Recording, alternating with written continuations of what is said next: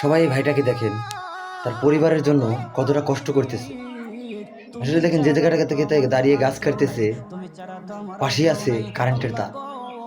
যদি by chance একটা দুর্ঘটনা হয়, তাহলে সারাটা জীবন তার পরিবারকে কাঁদতে হবে। সবাই ভিডিওটা যদি ভালো লাগে, তাহলে একটা লাইক, একটা কমেন্ট আর একটা শেয়ার করে যাবেন। আর কোনো দিকে কমবে না। তুমি যদি আমাকে মাফ না করো, তোমার কোনো দিকে বাড়বে না।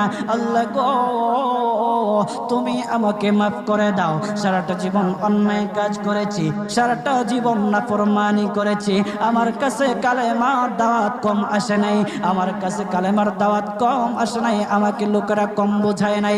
ওগো আল্লাহ, তুমি আমাকে মাফ করে দাও। মাফ না করলে কোথায় যাব, কার কাছে যাব? বাবা যখন মারে তখন মার কাছে আশ্রয় নেওয়া যায়, মা যখন প্রহার করে তখন বাবার কাছে